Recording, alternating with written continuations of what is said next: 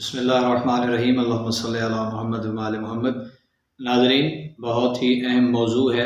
اپنی اصلیت کے بارے میں غور و فکر کرنا۔ انسان کو سوچنا چاہیے کہ میں اصل میں ہوں کیا، اپنی نفس کی معرفت۔ تو اس کے لیے ہمیں سب سے پہلے یہ بات ذہن نشین رکھنی چاہیے کہ ہم سب ایک نجس پانی کے قطرے سے بنے ہوئے ہیں، اور قرآن مجید میں بھی مالک اللہ ارشاد فرماتا ہے، حکم فرماتا ہے کہ انسان کو دیکھنا چاہیے کہ وہ کس چیز سے پیدا ہوا ہے۔ وہ اچھلتے ہوئے پانی سے پیدا ہوا ہے جو پشت اور سینے کی ہڈیوں کے بیچ میں سے نکلتا ہے۔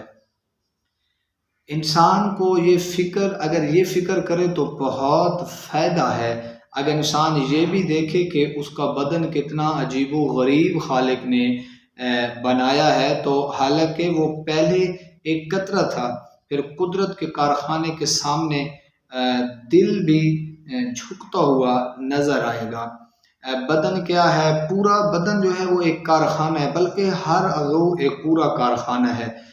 دل کو دیکھیں تو دل جو صاف خون ہوتا ہے اسے علیحدہ کر دیتا ہے، جو فاسد خون ہوتا ہے اسے علیحدہ کر دیتا ہے۔ جگر کا اپنا کام ہے۔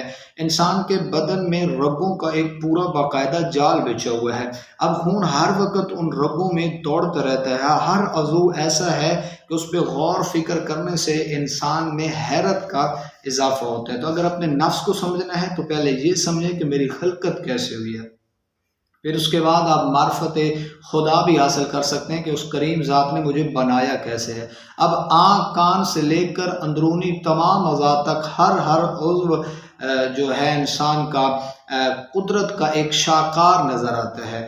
اگر ایک مصور کو تصویر بنانے کے لیے بھی ہلتی جلتی جگہ پسند نہیں ہے، کاغذ بھی کلیئر صاف ہونا چاہیے، جو تصویر ہے وہ بھی روشن ہونی چاہیے، جہاں پہ وہ بنا رہا ہے اس جگہ پہ بھی روشنی ہونی چاہیے، اس کو ان چیزوں کا خیال کرنا پڑتا ہے۔ لیکن انسان کی مصوری دیکھیں اور خدا کی مصوری دیکھیں۔ خدا نے انسان کو بنانے کے لیے کوئی جگہ مختص نہیں کی کہ جو ماں کے پیٹ میں ہوتا ہے تو وہ ایک ہی جگہ پہ ہو، نہیں، پیٹ ہلتا ہے۔ پھر خداوند متعال کے آپ کرشمے دیکھیں کہ اسی پیٹ میں انسان 3 پردوں میں ہوتا ہے، پھر ایک پانی ہوتا ہے، اسی پانی میں وہ انسان شکم مادر میں اللہ رب العزت اس کا ایک جو پروسیس ہوتا ہے پورا اسے چلاتا ہے۔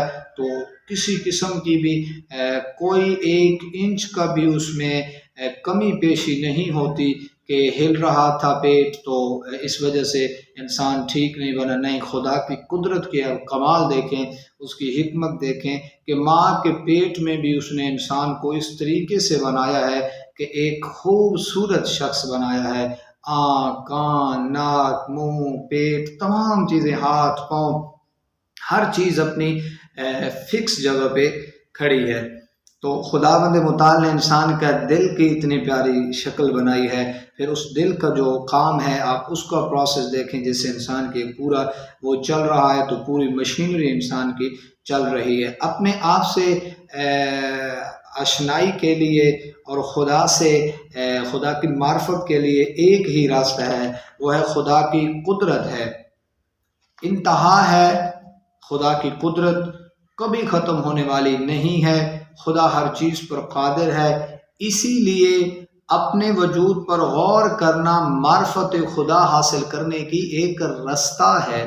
اسی طرح بنیادی عقائد خود بخود پختہ ہو جاتے ہیں، تزکیہ نفس بھی ہو جاتا ہے، دل قدرت خدا دیکھ کر ہر وقت سجدہ ریز نظر آتا ہے۔